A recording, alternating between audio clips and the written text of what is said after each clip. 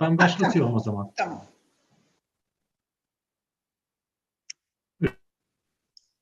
Hoş geldiniz. Bu senenin ilk Nafi Baba tasavvuf konuşmaları İngilizce olacak. O yüzden ben de tanıtımı İngilizce yapacağım. So, welcome to the first of this year's Nafi Baba Sufism Talks. Our first speaker of the year is Kutluğhan Soyubol from the Sociology Department at Boğaziçi University. Dr. Soyubol did his undergraduate degree in sociology at Istanbul University. Then did his MA in the history department of Boğaziçi University. That's our, I think, that being the time that I met you. Yes. Yep. And then he did his PhD in the Graduate Center at the City University of New York. He got his PhD in 2016.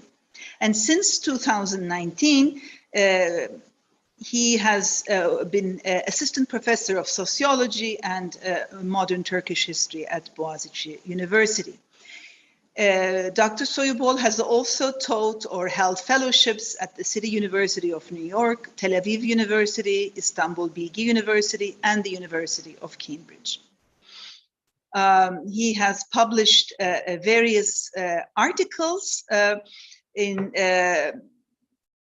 journals, including modern intellectual history, medical history, comparative studies of South Asia, Africa, and the Middle East, and the Journal of Ottoman Studies. I believe the talk that he's going to give today is soon going to appear in some form in the journal Medical History. So Dr. Soyubol is currently working on a book project on psy-sciences and modern statehood in early Republican Turkey, and is doing research for a new project on the Tarikat of Kenan Rifai and its patent commensurability with the radical secularism of the early Turkish Republic. So it's a great pleasure to have you as our first speaker this year. And so without further ado, I give the floor to you and go over to my place, the audience. Thank you. Thank you very much, Devin, for this very warm introduction. And also for inviting me over, of course. It's a great pleasure to be with my colleagues here, as well as all-time mentors and my students. So as you have already mentioned, my talk today is going to be much more bits and pieces of an article of mine, which is about to appear. I have been told that it's going to be out in print by the end of this month. So if you are interested and wanted to delve deeper into those discussions, so it will be possible to do so by reading it. And also, in addition to that, I should tell that, of course, I am aware that I am at a center on research on Sufism, and my talk is geared much more towards history and philosophy of science, although I will be touching upon certain concepts within the Islamic tradition, as well as the Sufi tradition in particular. Having said that, I mean, I am very much interested to have your input into this presentation. So I'm looking forward to learning from you during the Q&A. So let me start with a basic question that hardly leads anywhere substantial, but into a historical genealogical maze.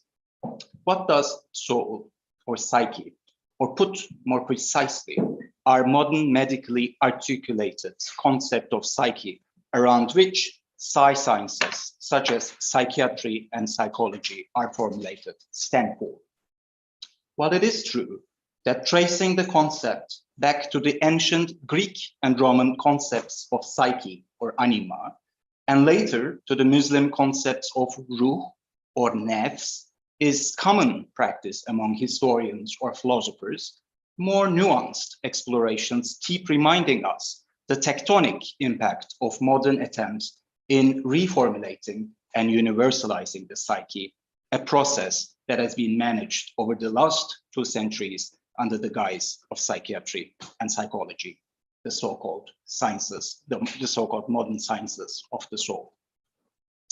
Both disciplines invested their utmost energy into reifying the psyche, a concept that was previously conceptualized primarily in an immaterial or transcendental manner, by turning it into a scientific entity, hence attempting to physiologically, and when failed, clinically configuring its constitution. Despite the long and arduous efforts, the connection between the psyche and the brain has never got firmly established and became an abiding truth. These futile psy-scientific attempts to empirically prove or scientifically articulate what the psyche is seem to have opened the door for further contestations and clashes of competing discourses and realities, leaving us with unresolved configurations, as well as fluctuating sets of truths about the psyche or soul, as well as the mind, their connections to the brain, selfhood, sexuality, and health. Today, I want to address the ways in which these intricate set of modern transformations over the concept of soul or psyche, that is, of course, ruh, have emerged within the culturally Islamic, yet radically secular context of the early Republic of Turkey. The period I'll be focusing on pretty much is roughly, I would say, from 1923 to 1950. I specifically aim to trace the ways in which modern scientific, that is, materialized and universalized concept of the psyche, despite continuing to be referred by the Islamic concept of ruh in Turkish, that mainly denotes to immaterial or transcendental soul, was articulated and publicly promulgated by and through the emerging Turkish psychiatric language.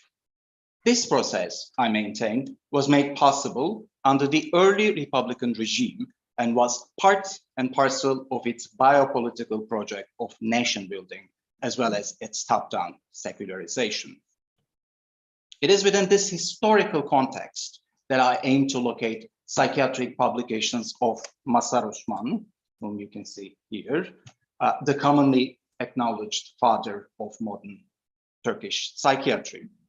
Here, I intend to genealogically trace his scientific project of redefining the psyche along with sanity and insanity during the early Republic.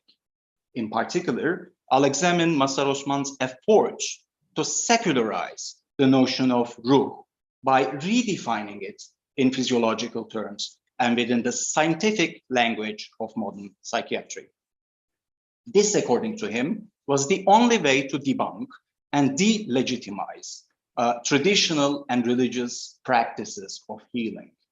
Scrutinizing this normative and interventionist line of thought, this talk attempts to engage with the elusive and multi-layered psy-scientific language, a language consisting of equivocal concepts such as ruh that emerged in Republican Turkey as a result of modern psychiatry's empirical interventions into a field that was previously defined by religion and indigenous traditions. This is also an attempt to put Mazhar Osman under scrutiny as a translator, of course, into Turkish, and disseminator of modern psy-scientific discourses originating in Western or Central Europe. By translation, I do not mean a word-for-word rendition into another language, but a transformation or conversion that involves a dynamic process of cross-constitutive appropriations between different cultures, contexts, and traditions. An emphasis on conversion is probably the most relevant here, since the translation process I put under scrutiny categorically involves a process of conversion from immaterial to material, subjective to objective, and religious to secular. One could further add from the empire to the republic into this list of conversions, which I argue also reverberated in Mazhar Osman's psychiatric discourse. This talk consequently engages with an investigation of the composite effects of psy-scientific translations and forms of knowledge, as well as truth claims that were disseminated through them. It ponders on the new conditions, categories, realities, as well as contestations generated by these novel forms of knowledge, and aims to reflect on the historically contingent, that is to say, not transhistorical nor universal nature of psy-scientific definitions and categorizations. So, what we witness through Mazhar Osman's writings is the paradigmatic shift of the understanding and experience of madness from a religious, that is spiritual or transcendental domain, to a medical or physical one. Within the analytic framework of modern psychiatric discourse, the mind appears as physical, material, and concrete, and all mental states and illnesses are explained physiologically and through scientific reasoning. Concurrent with this, Mazhar Osman considered religious healers as his major adversaries in büyük rakipler, relentlessly rebuking them for causing more harm than good to the sick. He repeatedly harped on the dangers of excluding madness from other physical illnesses and for considering mental issues not as physical problems, but as the work of spirits, jinns, guardian angels, or enraged gods. Doing so, according to him, axiomatically relegated cures to hojas or priests, or to a transcendental realm that defies explanation of causes and observation.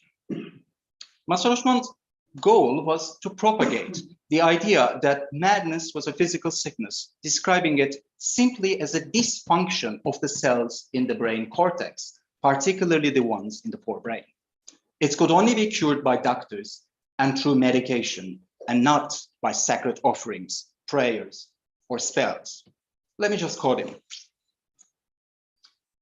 As planes do not fly with prayer and ships do not navigate by magic, diseases, including mental ones, could not be cured by superstition, but only through medical science, since science is the one and only thing that rules the world, unquote. In all his popular writings, Mazhar Osman underscored the importance of introducing the new language of science to the public as a way of disabling the older language of healing. This included the replacement of older popular terms like jinn, healer, and hoja with new concepts like psychiatry, clinic, and laboratory, assuring the public that unlike older methods and superstitious beliefs, science posed no harm. Instead, it conquered ignorance and disease.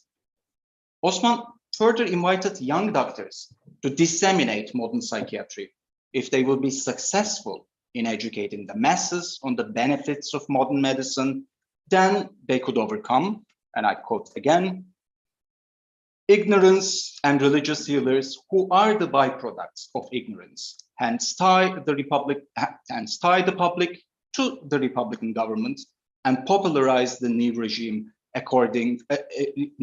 among the masses, ensuring that the population would grow, be healthy, and embrace the Republican reforms, unquote. Following such statements, it becomes hard to decide when Osman was talking as a psychiatrist committed to his own medical discipline and when acting as a Republican elite or expert at the service of the Kemalist Turkish state working to promote and solidify its secular and biopolitical reform projects, ultimately shedding light on the amalgamation of these roles and projects in the early Turkish Republic.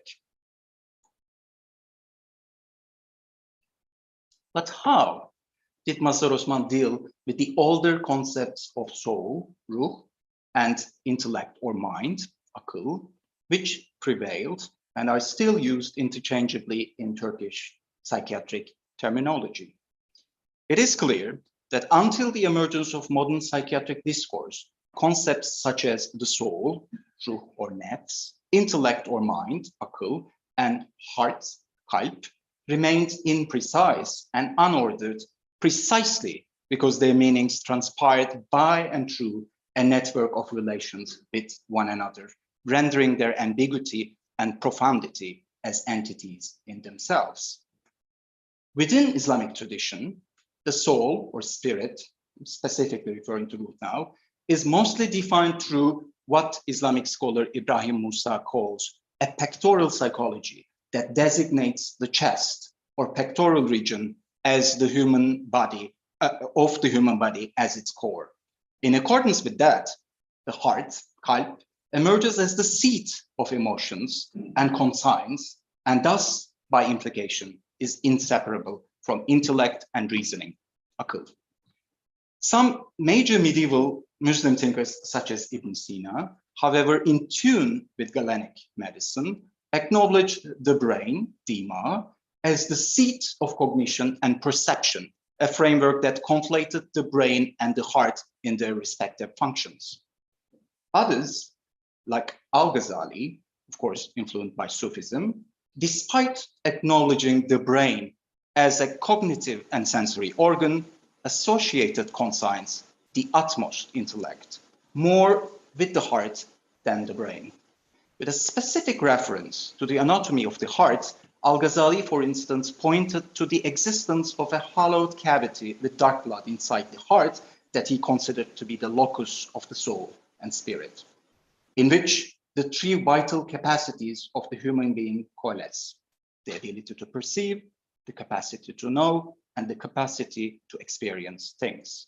Within this framework, even though the brain, dima, was considered to be part and parcel of the sensory apparatus, the heart emerges as the seat and center of the overarching apparatus of perception, knowledge, and experience.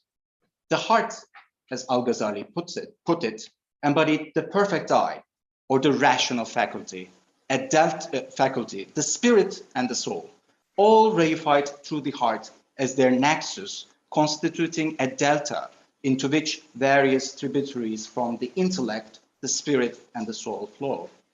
In this light, madness, junun, appeared to be located more in the heart than in the brain, making pre-modern cases of madness, such as divine madness, the holy fool, spirit possession, and other forms, to be conceptualized within the complicated network of the soul, the spirit, and the intellect, culminating in the heart.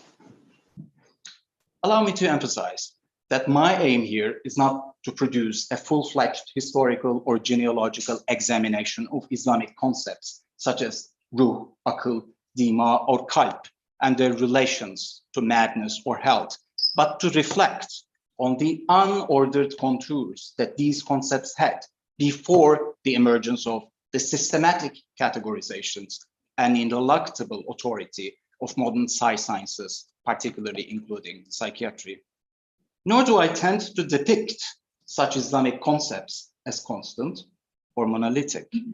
Instead, I intend to demonstrate that differing from these Islamic definitions, which locate madness within a polyvocal network centered in the heart, modern Turkish psychiatry focuses exclusively and systematically on the mind and its physical organ, the brain, which it calls as dima or beyin, as the site of mental disorders. The brain is accordingly defined as an insulated organ that can be studied, observed, dissected, and reduced to neurons.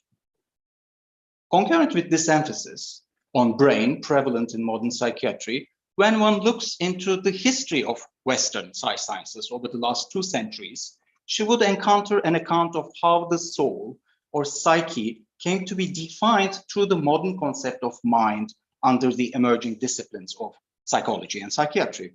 The soul, during this period, was systematically transformed from its more transcendental grounding into a material or physical one, in which it came to represent the totality of the human mind. Memory in this period, as philosopher Ian Hacking puts it, and I quote from Hacking here, became a scientific key to the soul. So, by investigating memory, that is, to find out its facts, one would conquer the spiritual domain of the soul and replace it by a surrogate, a knowledge about memory, unquote. This conceptualization was framed under modern biopolitics and its vision of the human as an object of study with a psyche or mind and a memory that can be empirically examined. Psychiatry and modern psychology within this context emerged as the sciences of the human mind, objectively studying the human psyche or soul, thus turning the impossibility of the science of the soul into an empirical possibility, the science of memory. This shift from soul to mind, in the Turkish case, however, seems to have a complicated genealogy, at least linguistically, particularly since the Islamic concept of ruh remained and still remains, albeit ambiguously, in use in modern Turkish psychiatric terminology. The current dictionary of the Turkish Language Association describes ruh as the condition of being alive and an eternal entity distinct from somatic body. The same dictionary, only as the last possible meaning of the word and marking it as the scientific definition, delineates ruh as the totality of life, particularly of emotions and drives directly linked to the organism. Here, some might claim a similarity with the use of concept of psyche in the West. This, nevertheless, proves to be a weak comparison. As it has been convincingly argued, it would be a mistake, unfortunately quite prevalent in conventional historiography, to project the idea of psychology back to ancient Greece, and particularly to Aristotle and his conceptualization of the psyche. This kind of approach, which looks for origins and the linear understanding of terms rather than historicizing them, ignores the differences and ruptures between ancient connotations of the psyche and modern concepts of sciences, and ventures into an uncritical equation of ancient and modern categories. I'm saying this to remind us that from its Aristotelian rendering into its psy-scientific conceptualization, the psyche has been transformed from mainly an immaterial matter into an empirically examinable matter of the individual human mind. Hence, it's not anymore synonymous with earlier concepts of soul, which are now framed empathically as immaterial, transcendental, or philosophical, hence systematically excluded from the idiom of Western psy-scientific language. Psyche, the scienticized inversion of soul, has been instead reconceptualized as either the brain, mental apparatus, or simply the mind, and remained as the definitive concept for the modern sciences, despite its composite genealogy, which is systematically concealed, if not scientifically denied, by modern sciences. Different than this process in the West, where it is now not possible to refer to psychiatrists or psychiatric hospitals in confluent reference to the immaterial soul, psychiatric hospitals in Turkey are still officially called the hospitals of sicknesses of the mind, soul, and nerves, akıl, ruh ve sinir hastalıkları, a combination of concepts with all spiritual and physiological connotations fused with a sanitized scientific meaning. The current dictionary of the Turkish Language Association still contains entities such as ruh hastalığı, sickness of the soul, which it simply defines as akıl hastalığı, mental illness, as well as ruh hekimliği, medical science of the soul, which, according to the same dictionary, is the medical specialty that deals with prevention, diagnosis, and treatment of the sicknesses of the soul. Psychiatry and psychiatrists, psychiatry and psychiatrists were also used interchangeably with ruh hekimliği and ruh hekimi. When we trace the concept of ruh in Mazhar Osman's scientific publications, we thus find out the explanation that, and I quote from Mazhar Osman again, the mental, soul, or nerve illness expressions are used almost interchangeably. They all refer to cases of stricken souls, ruhu muzdarib, symptomized by hopelessness and listlessness, anger and exuberance, and amnesia and incomprehension, which are simply physiological symptoms, their site being the cortex of the brain, unquote. In the same vein, Osman openly refuted the old metaphysical understanding of soul, ruh, and considered it a biological fact. Another quotation: sicknesses of the mind are caused by defects in brain cells. Consequently, the soul, which was until recently confused with its philosophical meaning or taken transcendentally, is a physiological fact, unquote. Even though he was resorting to a language full of historically overarching concepts embedded within the Islamic tradition, Osman seemed to be confident in his writings on what the soul could physiologically be. Unlike the Islamic soul, which is the essence of life, in Mazhar Osman's prose, the soul is simply reduced to the content of human consciousness, beşerin şuuru muhtevası, which is reflected through the activities in the neurons and thus cannot exist without the brain, without dima. Within this framework, the soul, ruh, becomes a part of the brain, and cognition is psychologically and psychiatrically centered in the cortex of the forebrain. And mental problems emerge when there are physiological problems or distortions within the cortical cells. And yet, despite the strictly physiological framework that Mazhar Osman offered through his psychiatric language, the employment of the same word, ruh, both within religious and medical discourses and domains, in the Turkish case, sweeps to undermine the material and immaterial binary that modern psychiatry defined itself through. This conjunction of the material and immaterial through language, despite the modern attempts to disjoint them, one might claim, points to a constant slippage or impasse of various fundamental binary structures of the scientific and factual as against religious and superstitious. The interchangeable use of the word ruh in the Turkish case inevitably leads to an ambiguous and open-ended relationship, one that hinders a clear-cut contradistinction between the two discourses and their separate domains. For while language hangs suspended in the rift between sciences and religion, many people suffering from soul or mind problems continue to move between psychiatrists and healers to find solutions for their problems. This indeed constituted a core problem for Mazhar Osman. Yet, as anthropologist Jean Komarov points out, is it not the case that our sense of truth is always provisional, our evidence contextual?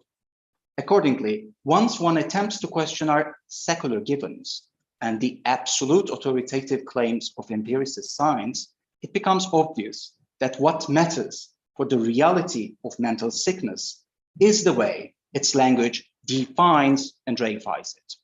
And Mazhar Osman, his colleagues, and their traditional healer rivals seem to revolve around two different language options: the empirical scientific language of modern psychiatry as opposed to the transcendental language of religion or metaphysics.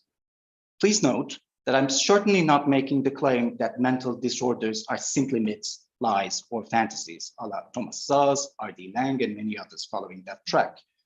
Instead, what I aim to do is to reflect on how Mazhar Osman appears to be one of the actors in early Republican Turkey promoting the scientific option of truth-making for mental disorders within this linguistic context and its possibilities as well as limitations. Nevertheless, as the etymological ambiguity over concepts such as ruh reveals, the different definitions and rationalizations of mental illness are part and parcel of complex everyday networks and practices, making the two supposedly opposite language convoluted and interrelated. The etymological ambiguity, I believe, represents a structural pattern that haunts the Turkish psychiatric terrain. there clearly seems to be a series of genealogically ambiguous concepts within the Turkish psychiatric discourse.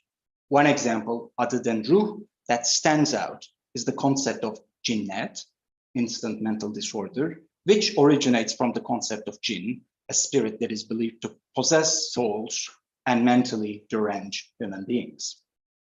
A striking example comes from one of Mazhar Osman's published papers, which speaks of the case of a school janitor called Süleyman, who was brought to Bakırköy Psychiatric Hospital in 1932 after he murdered and severed the head of an old woman. During his medical examinations, Süleyman insisted that he was possessed by jinns and spirits, beni cinler periler sardı, and was in a dreamlike trance at the time of the killing. Since the patient showed no observable sign of mental abnormality during his medical examination at Bakırköy, Osman diagnosed Süleyman as suffering an instant or temporary case of mental disorder, cinnet, presumably triggered by his superstitions. What is indeed fascinating here is not only the clash of two different realities explaining the same moment of loss of consciousness, i.e. being possessed according to Süleyman, and a case of mental dysfunction for Mazhar Osman, but also the linguistically overlapping terminology used by the two sides to describe the condition itself. Mazhar Osman's medicalized diagnosis for Süleyman's description of being possessed by the jinn is none other than cinnet, albeit a secularized, scienticized version of the original jinn. Such slippages of the tongue and meanings continue to exist today, even today, despite psychiatrists' efforts to eliminate them for good. But how do current-day psychiatrists approach these concepts? What sort of socio-political and cultural conditions provide the ground for these concepts to be perceived today by patients, their families, doctors, or the Turkish society in general? These are indeed anthropological questions, but a historical genealogical approach, I would insist, might have some potential contribution. So to conclude, I'm kind of now moving into my conclusion, and I have two versions. One is very short, and if you still have some patience, I can go on and carry the story all the way to our very present day, and a little bit ponder on the kind of possibilities under the ruling party, the current ruling party, and so forth entails, are being entailed. So to conclude, tracing early Republican attempts for conceptualizing ruh anew in a scientific, that is material or physiological manner, together with the resistances or clashes of meanings it produced, demonstrates the complicated history of the transformations of the elusive and unordered categories of soul and madness into objectively defined, classified, and re-articulated categories of psyche and psychic or mental illnesses in Turkey. Scrutinizing such shifts, first and foremost, serves to remind us the synchronicity and embeddedness of these scientific transformations within the project of the construction of the modern state under the Republic of Turkey, its radical project of secularization, distending specific chords within Turkish epistemic modernity, as well as the global impact of modern psychiatry in particular and modern sciences at large. This is not an attempt, in other words, to detach early Turkish Republican psychiatry from global psychiatry, its empirical claims and power effects, but to focus on the ways in which the early Republican conditions provided the ground for the psychiatric discussions to take specific forms, generating particular claims, emphasis, and agendas. It is instead a demonstration of yet another example of how medicine, or science in general, is better understood in its context and the cultural and socio-political circumstances that has produced it. So I'm going on. Is that okay? So in this talk, I have explicitly focused on how the transcendental Islamic concept of ruh had been attempted to be psychiatrically reconceptualized and yet continued to be haunted by its early Islamic resonances under the early Republic. This is, however, hardly the end of the story. Ruh's continued existence in Turkish psychiatric language to the present day continues to provide an active genealogical track laid with ruptures, contingencies, as well as returns in which the Ruh was and remains to be conceived in flux, unfolding under different settings and conditions. It is therefore plausible to trace it by and through the shifts in the socio-political contours of the Turkish modern state. That is, pursue it all the way from the processes of liberalization of Turkish economy during the post-World War II period to the beginnings of the multi-party period in 1946, followed, of course, by the Democrat era, marking a significant loss of the secular grip of the Turkish secular state and the consequent return of religion into the Turkish public sphere. Such a surge would further take us from the materialized or physiologically reformulated Ruh of Mazhar Osman to the earlier Turkish and Mazhar Osman and the earlier Turkish Republic to the yet again spiritualized Ruh of Ayhan Songar, an eminent second-generation biological psychiatrist who happened to be also the very last disciple and assistant of Mazhar Osman himself. It is within these shifts in secularism and social political landscape. Just let me find it. It is within these shifts in secularism and social political landscape in Turkey, the psychiatric conceptualizations continue to alter, deviate, and rupture, as well as align with earlier versions.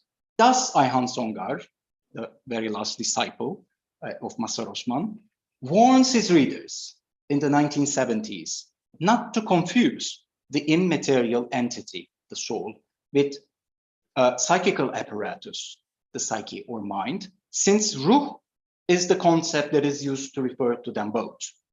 And despite continuing to practice biological psychiatry, he propounds a criticism of the secular sciences, which, according to him, construe a mechanistic world run by the so-called laws of nature, mythically aimed at replacing the laws of God.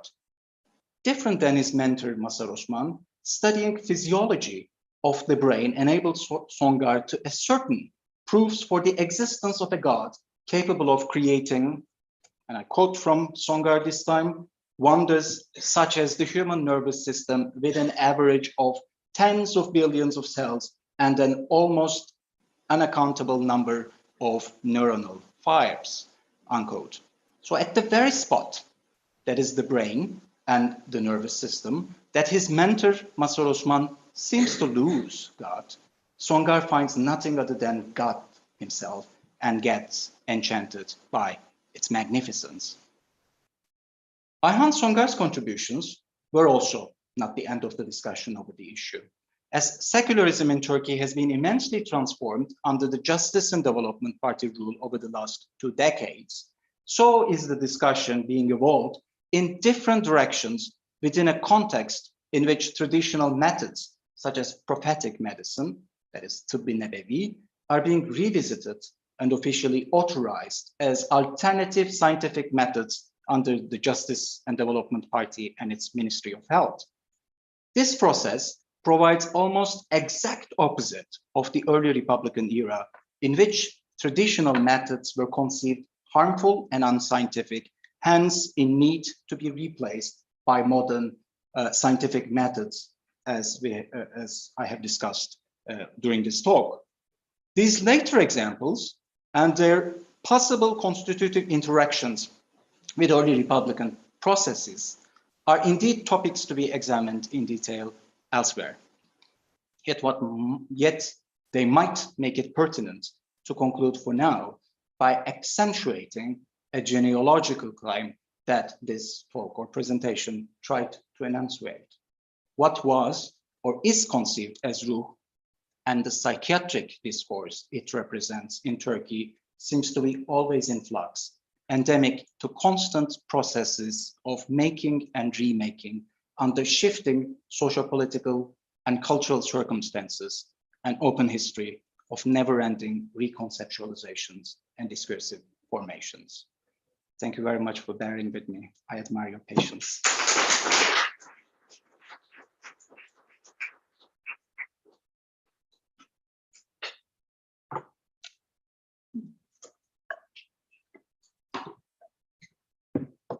So we have time for questions. We can take questions from the audience here as well as from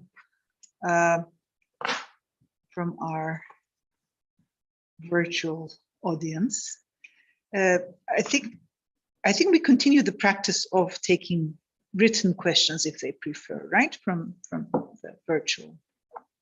Okay. So, questions?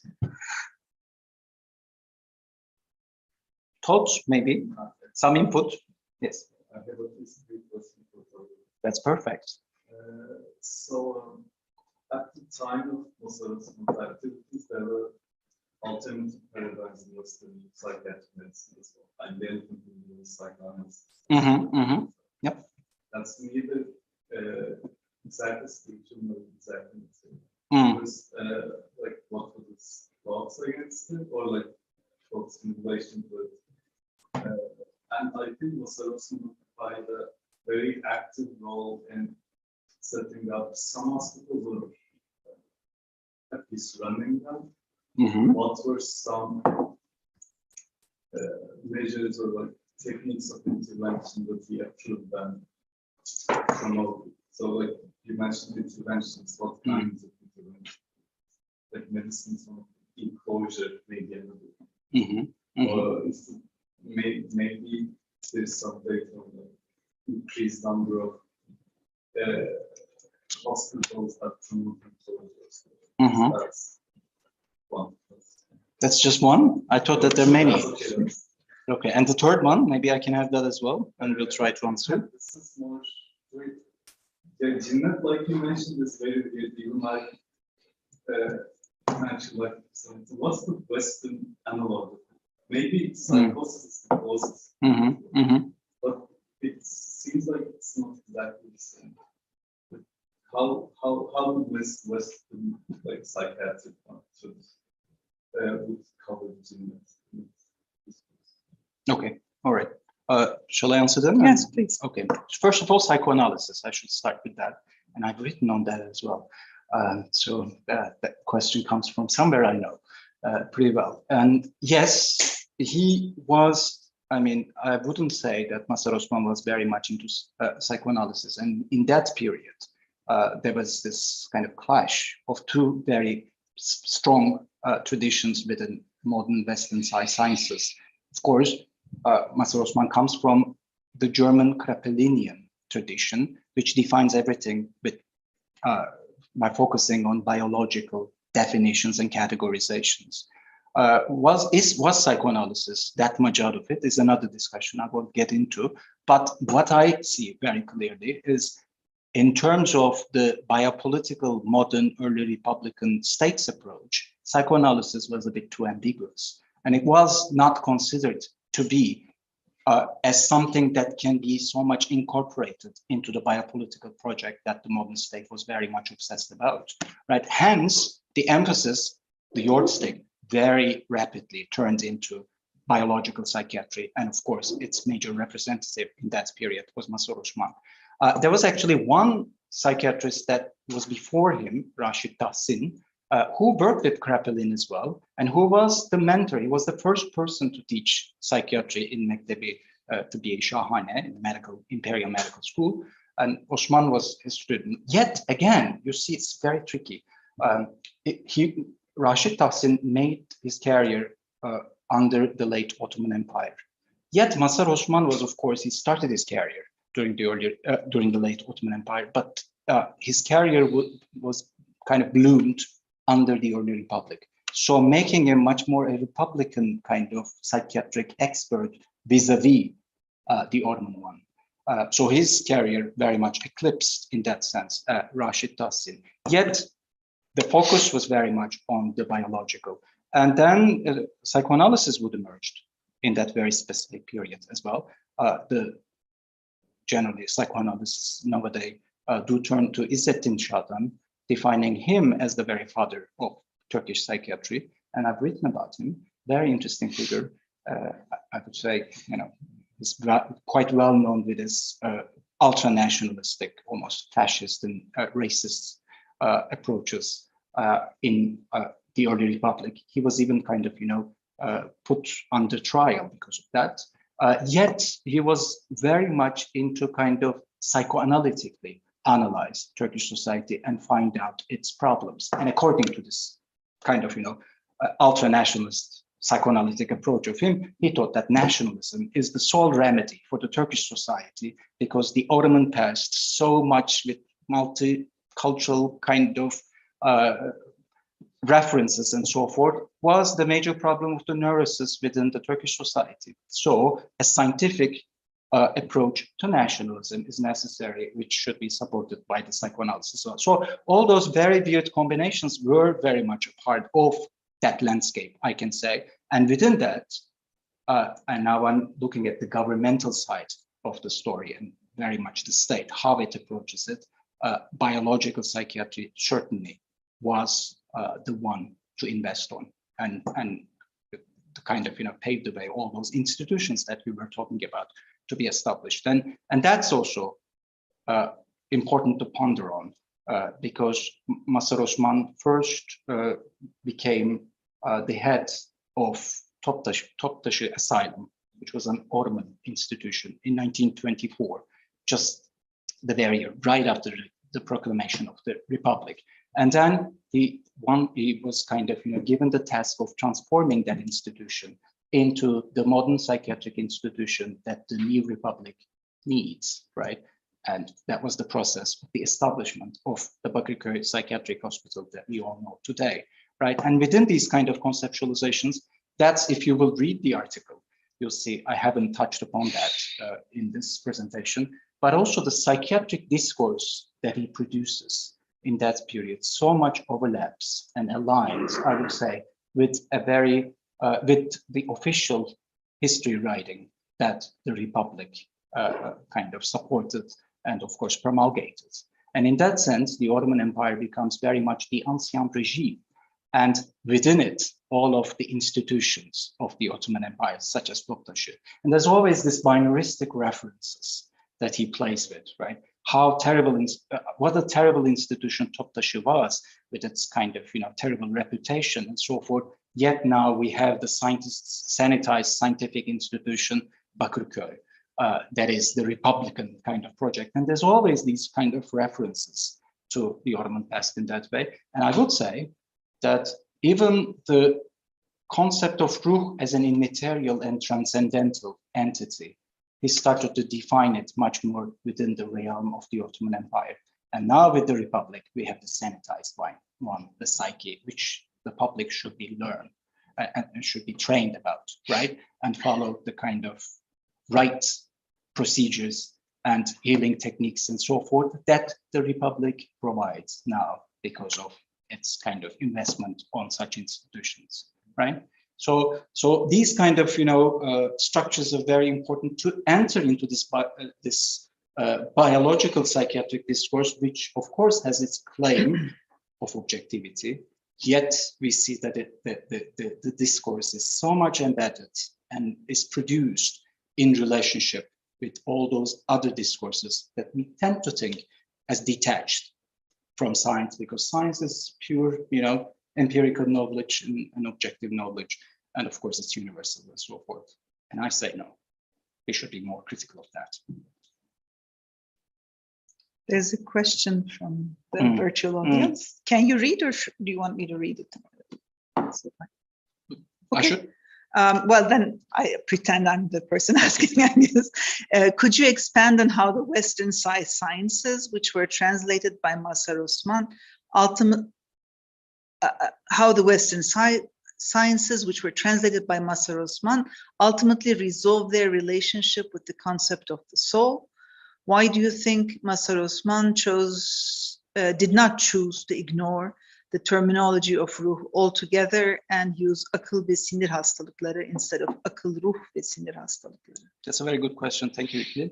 I mean, again, power relations. I mean, that's why we still have those concepts, right, that are going on. Why he did not come up with a brand new concept or just kind of, sting into this psyche and so forth, all the way going to, ancient Greek term and so forth, because they thought, obviously, these people were modernizers and really believed in the kind of science that they were practicing, right?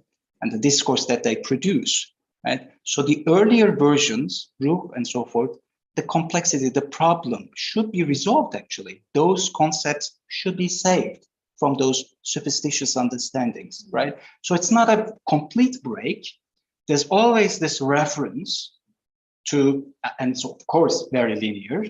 It's kind of, saving it and making those concepts more clarified and more scientific. Yet those kind of references to the old times within which those concepts could not be understood properly. And the power of science in that very specific period gave those people the upper hand to use those concepts without even thinking that they're going to be problems at all using them. It's not going to kind of, create more confusion, but they are actually clarifying those concepts and using them within scientific frameworks and so forth. I hope that answered Iqbal's question.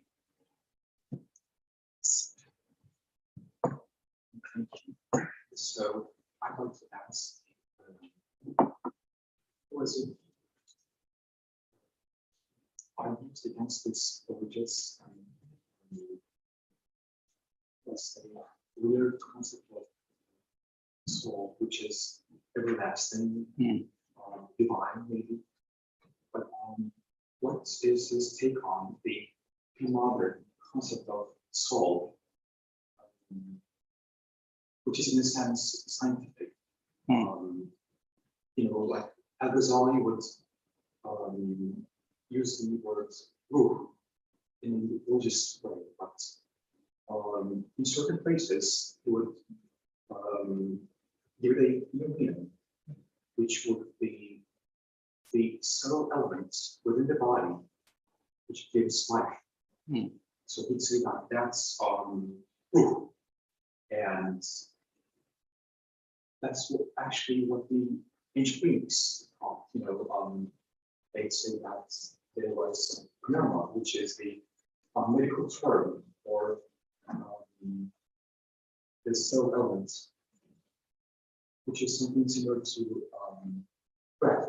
And they say that there's also this thing called nefs, the in a sense transcendental, but not something religious. It's the thing which emerges from the life within the body. So, and the question is? This new meaning. It seems like he is ignoring the pre-modern scientific explanation of body and selfhood, and just like putting wool on his eyes and like making a base argument that there was this rule, which is a nonsense. But what is his take on this scientific explanation of soul, spirit, and all this? Did he ever write something on this? I mean, obviously, actually, first of all, it is maybe important to kind of emphasize that with science, because I really try to historicize those concepts, and I was kind of, you might remember that I was talking about going after these concepts, not in a search for origins or a linear understanding of those concepts, but the complexity of them historically. So saying science, the pre-modern science, as kind of, equating it, the way that, as far as at least I got it in that way, the way that you talk about pre-modern science is so much coming within a framework of a very modern understanding of science, right? And the relationship with religion within pre-modern science is much more complex than it's going to be kind of, in the way that it's going to be defined under modern parameters. The modern parameters, the modern definitions, although they continued a relationship with those concepts. This is what I was talking about throughout this text, throughout this presentation, right? The complexity, how those old concepts continue to haunt them despite modern science's attempts and claims to get detached from them completely. But within the pre-modern period, when you focus on that period, that's sort of an idiom and that sort of a binaristic relationship between science and religion did not historically exist, right? So that complexity is something I think very important to think about when approaching those concepts. And I approach Mazhar Osman in a very specific period within a very specific landscape, that is the landscape of objective science and so forth, and those claims. How those claims and how under those kind of structures, including, of course, the radical secularism of the early Turkish Republic as well, dictates his kind of definitions, right? Dictates, of course, I'm not speaking simply within structuralist terms in that sense, as if there's something up above and he gets into it, but he got conscripted into those discourses, right? This is what I'm trying to say. And then he uses through, that is very kind of, an indigenous concept and so forth, in order to scienticize it according to the very framework that he was conscripted into, right? So this is the kind of historical analysis that I am after, I would say. Zeynep? Sorry. I raised my hand in secret. Thank you for this fascinating talk. From what you were, from the whole picture, I gathered that, one of the things that might have happened is the loss of the concept of inspiration.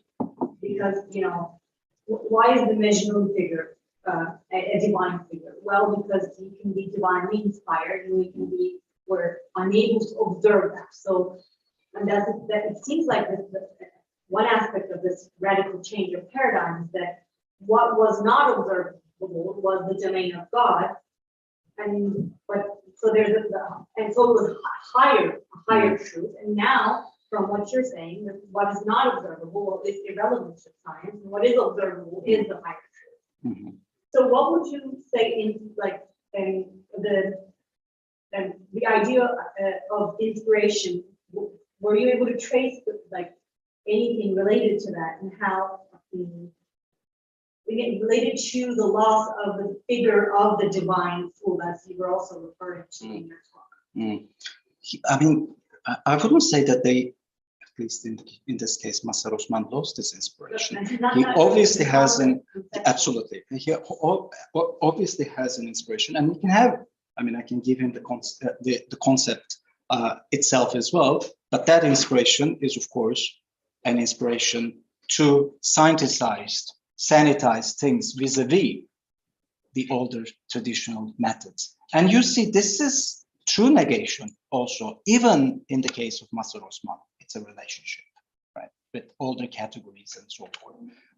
And of course, the divine inspiration and these kind of, Sufi possibilities or so are very problematic for him. He really wanted the Turkish society to get out of that, these kind of, false hopes, false inspirations and so forth, and move into the track of science. Since, as I have quoted, science is the only thing that rules the world, right? And remember, again, historical context. We're talking about the early periods, the construction of a nation state and so forth, and engineering of its citizens. And within that, psychiatry becomes such a discourse, such a powerful discourse, seeking for the good of the society, the old methods, old inspirations, harmful to that society, right? That is what I am very much after. Yet, he wasn't successful at all, because those concepts continue to haunt. Even the moment that he speaks against them, the concepts are there, and there's always a constant relationship, and hence the meanings are always in flux and transpiring under different conditions and landscapes. May I express myself in Turkish? So Absolutely. Tabii, buyurun. I'm graduate student from civil engineering the local way about the subject. It's very rare in my role. So, Buyurun lütfen. Şimdi ilk önce kendimi tanıttım. 88'de Boğaziçi inşaattan mezun oldum. Seküler bir aileye yetiştim. Fakat sonra da yine merak saldım. Ve şekilde etki bir şekilde 2016'ya kadar sıkıntımda işte hepsini okudum ve şey yaptım. İnceledim. İlk başta sıkıntı okusundan girdim. Sonra sıkıntı falan şey yaptım. Hatmettim diyelim. Bu arada 2016'ya kadar namaz kıldım, konuştuk vesaire. Hepsini bıraktım, terk ettim. Fakat geldiğim şey şu, tekrar inceliyorum. Bizde şu var, 2002'de Boğaziçi Üniversitesi'ne gidiyorum. Dolaşıyorum, evim çok yakın. Dönerken bir saat var, kitapları satıyor. Osman Pazarlı'nın bir kitabına rastladım, bir psikolojisi diye. Bilmem tanıyor musunuz? Osman Pazarlı'nın burada bir ekol esasında bu konuda. Bu kitap beni hakikaten şey yaptı, etkiledi. Ve yani kendimde bir takım ilaçlar kullandım. Net söyleyeyim, şizofreni teşhis koyacağım 2000 senesi. 2004'te bir dolar içerisinde. Şimdi maşallah hiçbir şeyim kalmadı. Kafam tekrar çalışmaya başladı. Bir şekilde döndüm. Yani benim tecrübelerim, ilaçların bazıları kötü geldi, bazıları iyi geldi. Bir şekilde kurtardım kendimi. Yani bir ilacın bir faydası, bir faydası var ama ruhun da olduğuna inanan bir insanım ben.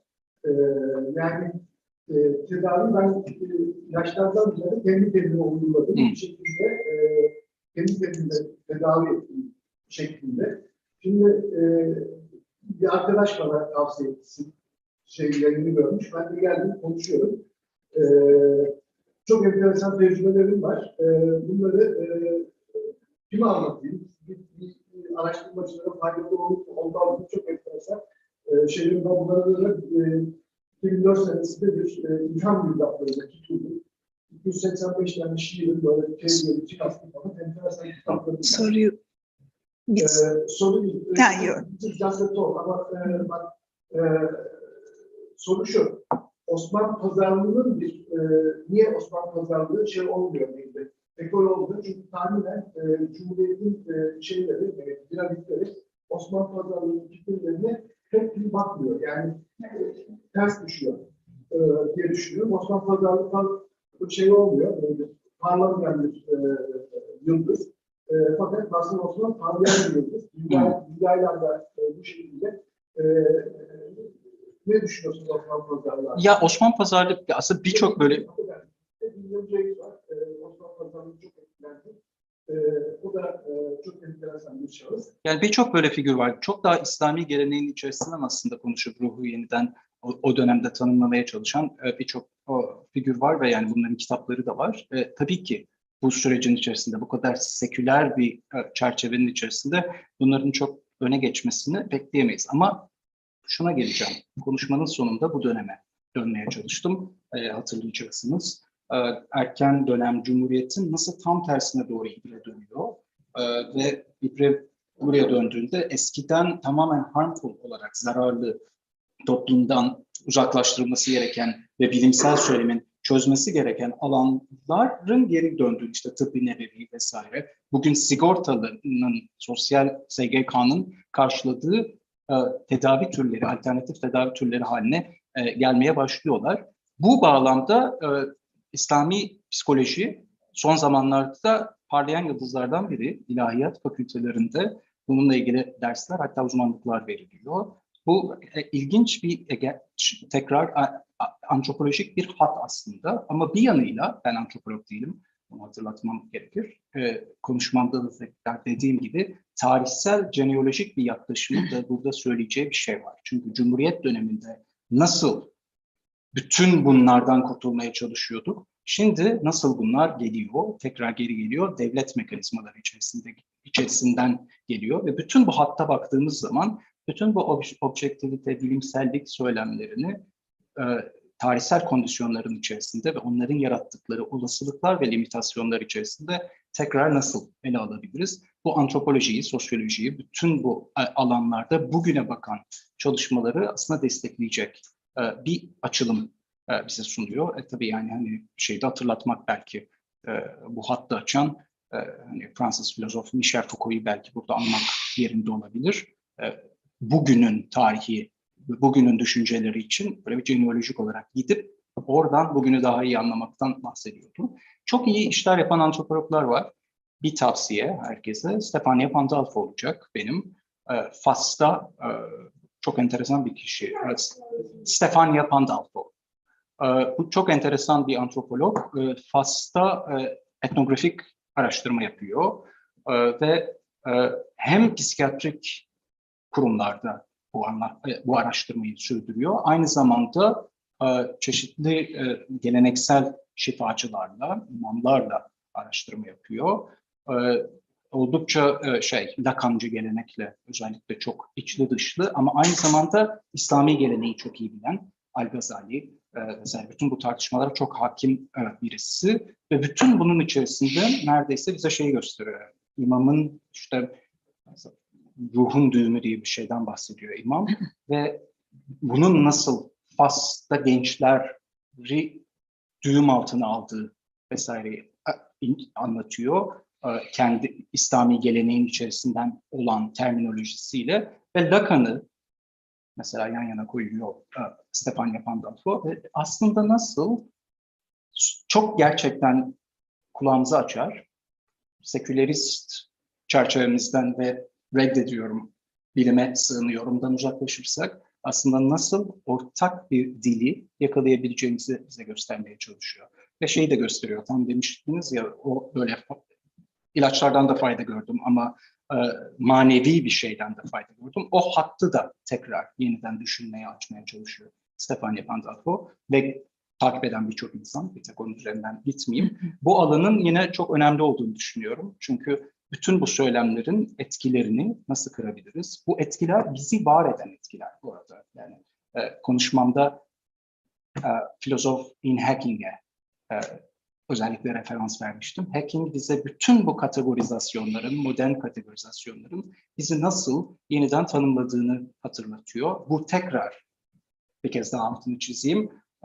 Tepeden gelen bilimsel söylem bizi ele geçiriyor ve bitti değil. Bizim de içine dahil olduğumuz ve bu söylemi süreç içerisinde değiştirebileceğimiz fakat belli limitasyonlar koyan bir söylem. Bu anlamda hacking tabii Foucault'un dışında Wittgenstein'a, filozof Wittgenstein'a dönüyor. Ben de özellikle bu metinde daha öyle bir hatta gitmeye çalışıyorum. Dil bize ne gibi olasılıklar veriyor?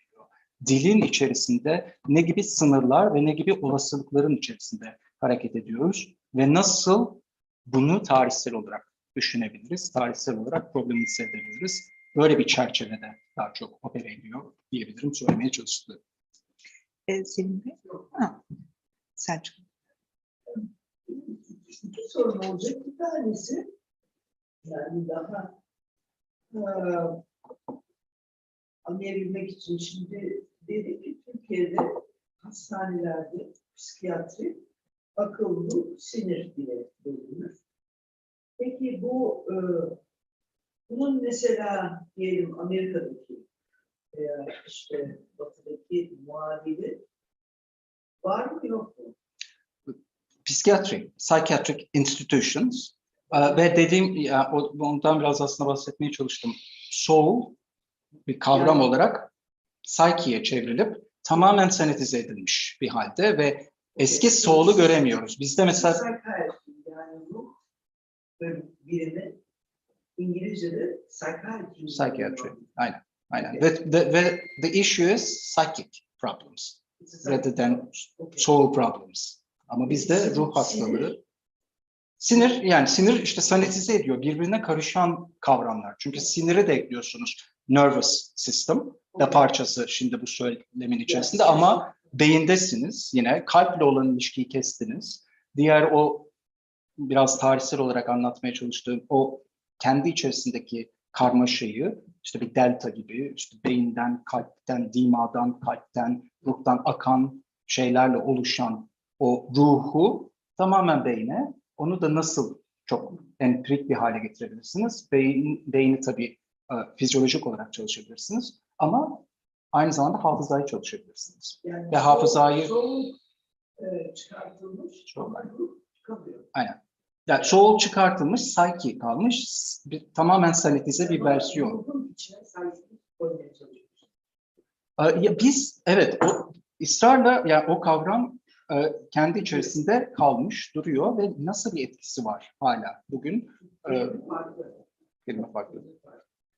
İkinci soru şu, işte bu İslami psikolojik yöntemlerdeki zaten böyle bir işte alternatif medicine yapısı var.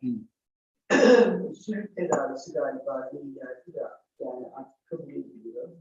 Şey tedavi olarak.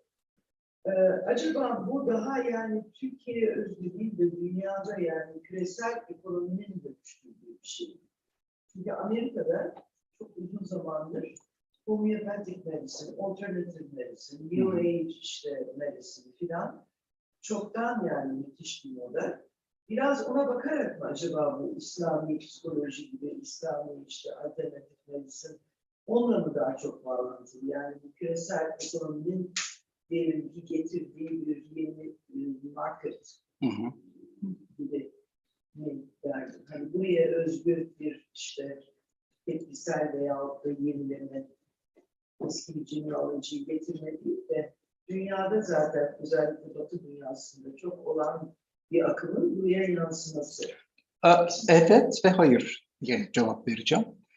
Çünkü evet, alternatif tıbba doğru dönen neoliberal yapıların içerisinde çok ciddi böyle bir moda var. Bunu reddetmek mümkün değil. Bu modanın tabii etkisi Türkiye'de nasıl gözükür? Bunu takip etmek daha önemli olduğunu düşünüyorum. Şimdi bu alternatif seçenekleri siz burada değerlendirdiğinizde bu sadece işte yoga yapalım, işte reiki, akupunktur vesaire değil. Zaten bunların resmi olarak SGK üzerinden tanımlanmadığını da hatırlayalım. Siz neye dönersiniz? İslami gelenekteki tıbbi nebevi bu tür tartışmalara. Ve bunları alıp, bu arada yine batılı ülkelerde bunların sigorta paketlerine dahil edilmediğini de hatırlatalım. Siz devlet eliyle bunu geri getirir. Bunları tekrar içeri alırsınız. Yani burada böyle bir şey var.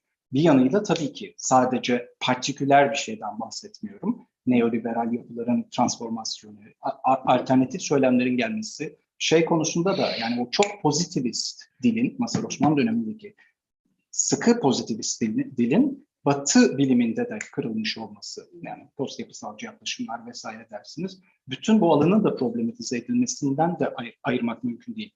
Yine konuşmamda dediğim gibi bu Türk psikiyatrisini dışarı çıkartmak değil. Buradaki dinamiklerin içerisinde global akımları da düşünerek ne olduğunu yakalamaya çalışmak. Eğer böyle düşünürsek tıbbi nebevinin gelmesi vesaireyi buradaki dinamiklerin internal dynamics içerisinde nasıl düşünebiliriz? Ne oluyor?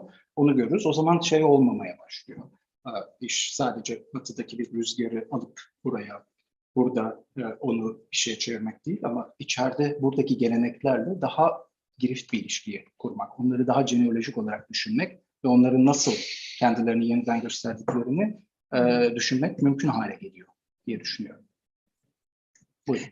Ama aynı Selim Bey bekledi. Ama aynı kişi olduğu için bir değişik kişi. Peki ruh ve sinir hastalıkları demeyeceksiniz, ne diyeceksiniz?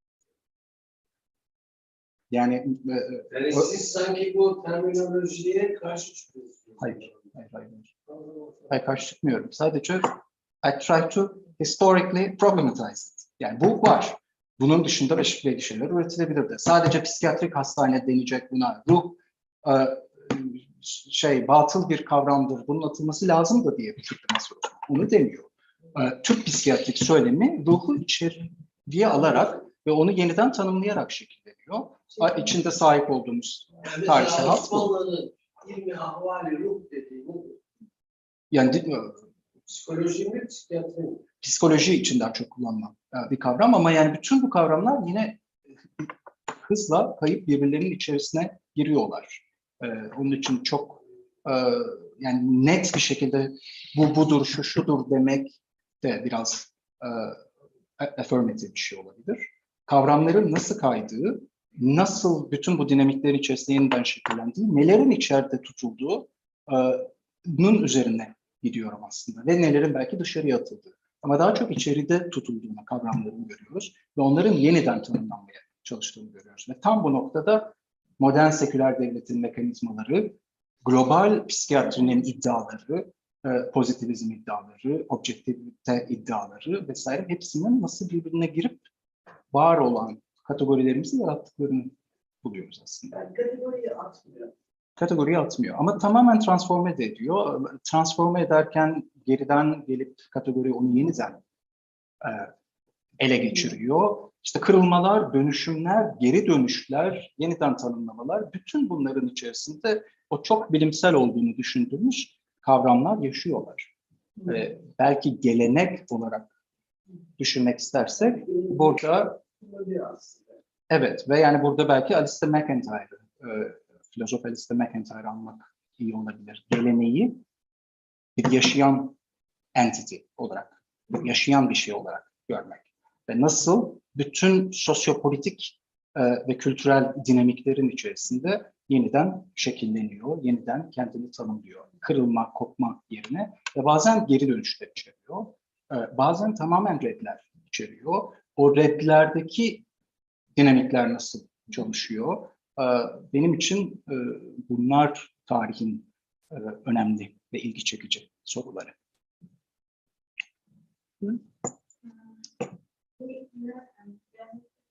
Sayıdan bahsederken bu bazı inançlarla birbirine aynı tarafa bir yerde sormak istedim.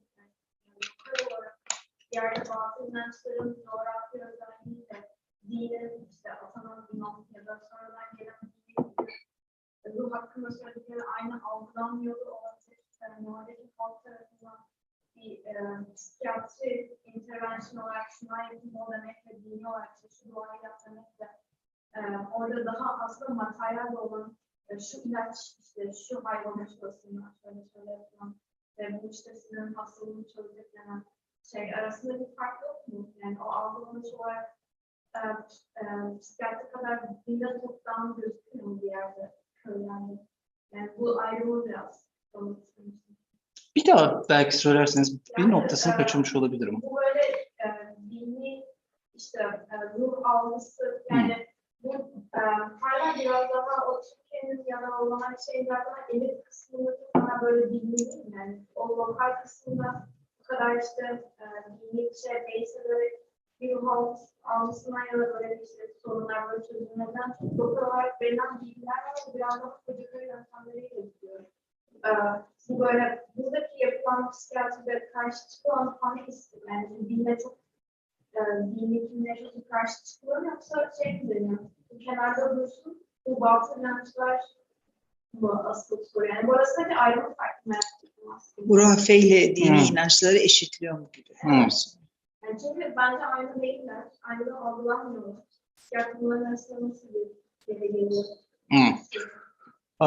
Yani ilk olarak şeyi tabii altını çizmek istiyorum. Böyle çok hurafe, dini ana kanon, mainstream, heterodoks. Bu tür kavramlar çok tutunmak isteyeceğim kavramlar değil. Çünkü bu kavramlar da tarihsel olarak sürekli kayan kategoriler. Hangi duruma göre bir şey hurafe olarak tanımlanır, tanımlanmaz. Nerede geleneğin içerisinde tanımlanır? Geleneğin içerisindeki tartışmada nasıl dışarı atılır, nasıl içeride kalır? Bunları düşünmek lazım. Derseniz hani bu daha lokal bölgelerde işte bunun daha taşrada vesaire daha eğitimin düşük olduğu yerlerde böyle bir felsefi, İslami bir ruh kavramı vesaireden çok pratiklerden bahsediyorsunuz anladığım kadarıyla. Ben bu pratiklerin de yine söylemin söylemsel, diskursiv mekanizmaların dışında kaldığı fikrinde değilim. Hatta tam tersine doktrin yerine tam da bu pratiklere bakmamız gerektiği düşüncesindeyim. Doktrini takip etmek yerine. Dini özellikle daha iyi anlamak istiyorsak. Çünkü bu yine çok seküler bir söylem.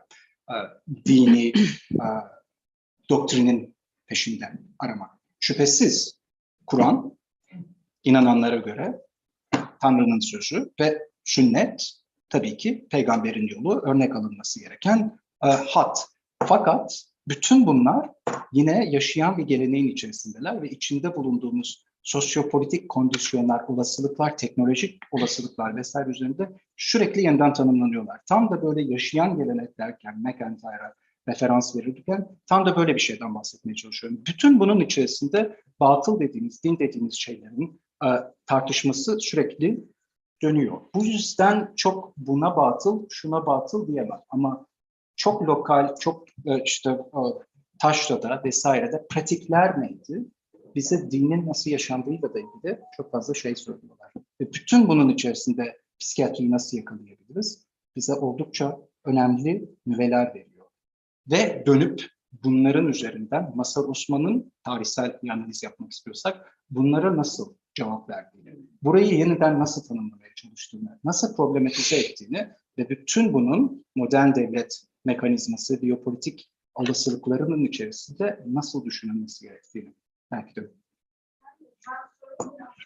Şeyden dolayı da sormuştum. Yani mesela köydeki akrabalarından bir hikayelerde böyle oldu aslında ama biz ona bir şunu yapmıyor ama bizlere bunu yaptık gibi orada bir karşılık oluyor ve benim arkadaşım doktordan çok orada böyle belli bir şey var ve oradaki bilgiye karşı çıkabiliyor. Yani hani bazen yeni bir şey geldiğinde, yeni bir bilimsel şey değil. Kimlik olarak da geldiği zaman yeni kimliğe bazen çok karşı çıkmadı. Yeni kimlik kategoriye sokuyor. İşte Queen of Science gibi. Orada hala hayatını çıkmaya devam ediyor. Yani Mazhar Osman yaptığı direkt din karşılığı mı yoksa bu tür böyle pratikler, spesifik pratikleri düzeltme ve böyle onları üstünden gitme karşılığı mı onu merak ediyorum. Yani Mazhar Osman'da çok net bir şekilde Cumhuriyet, seküler Cumhuriyet eliti ve sekülerleşme projesini görüyoruz. Bu yüzden karşı çıkmayı kelime olarak belki kullanmasam da karşı çıkma. Ama dediğim gibi bu karşı çıkma sürekli o kategoriler tarafından yeniden tanımlanan ve şekillenen bir karşı çıkma. Bu girift ilişkiyi çok önemli düşünmemiz lazım. Ama başarılı olmadığını siz şu an gayet lokal bölge köyünüzden örnekle tekrar söylüyorsunuz. Bu proje çok da başarılı olmuyor birçok yerde. Farklı olasılıkları oluşturuyor. Ve Queen of Science dediniz. Gerçekten Queen of Science gibi böyle bir dini olasılıklar dururken psikiyatri de içeriye doğru sızıyor. Onun olasılıkları ve bu olasılıklar arasında da ciddi bir ilişkiler ağı karşımıza çıkıyor. Bu ilişkiler ağında aslında yeniden tanımlanıyor. Tam da söylemeye çalıştım ve Mazhar Osman'ın tutmayan bugünkü Cumhuriyet projesinde yeniden başka yüzleriyle karşımıza çıkan psikiyatri söylemi de aslında tam da burada şekilleniyor. Umarım cevaplayabilmişimdir sorunuzu. Zeynep, Kadir Bey. I want to ask if in your research you focus on the gender dimension as well, because I mean you really mentioned secular sort of modern state of the state, but then patriarchy is there, and so Absolutely. I was wondering if there's anything that I don't know whether you focus on, but I'm very curious. I have focused on it, and I'm actually planning to write another article specifically on that, because Mazhar Osman is so much a part of that discussion as well. Obviously, the bourgeois family norms and all those kind of issues are so much embedded within the modern psychiatric discourse in that period. And of course, most of these figures were men in the West, in Western Europe or North America as well. And Mazhar Osman is very much belonging, I would say, to that club in that sense. And he's so much into a very specific bourgeois definition of modern family, which aligns again very much with the early Republican understanding of the nuclear family and so forth. Yet patriarchy is extremely powerful. And in his life, while he's preaching that women should have those rights and so forth, it's going to be too much social history, and I'm not a social historian, but in his life, he was known to be a very kind of strict, patriarchal, almost brutal man who took his second wife, he kind of, get discarded his first wife, took a very young wife, and took her with him all the time to conferences abroad. And in all those conferences, he was known to kind of lock her down in the hotel room when he goes to give a talk, and then comes in and takes his wife, who are dressed very much, of course, as a lady. The civilization mission and all should be, of course, shown to the Westerners as well, this kind of beautiful lady next to it. So it's a constant reactivation of those roles, I would say. And also, it's not simply about men and women. We should think of gender with other possibilities as well. And he's really into that as well. Of course, homosexuality and so forth are serious problems. And he had published a lot on transvestites, which is again a very big problem that should be corrected. And he talks about a German transvestite actually coming to this country, escaping from the Nazis, obviously, and ending up in his office, asking for kind of a permission to get dressed as a woman in the streets of Istanbul. And he found that appalling. Of course, no way. And then he published that as a case report, right? This is how, again, you construct those ideas and make them, set them by using your scientific authority. And also against feminists, Turkish feminists, and remember, the early Republican period would be a blow to feminist movement as well, that started to kind of, emerge in the late Ottoman Empire, because it should be now the modern Republican state giving rights to women and so forth. I mean, I'm sure you're all familiar with the story. And he was a part of that discussion as well. For him, it was a huge mistake for women to think that they can have equal rights, but thinking of them as equal to men was biologically a problem, and that cannot be defined in that way. Right? So he published about those issues as well, and constantly doing it by hiding behind the cloak of scienticity. And that is, again, you see how the power of science operates in reifying those categories. Sure. Okay, thank you for answering all the questions. So then we thank our speaker, and we thank the audience for a lively discussion. And perhaps you can informally continue the conversation a little bit. So thank you for coming. Thank you very much.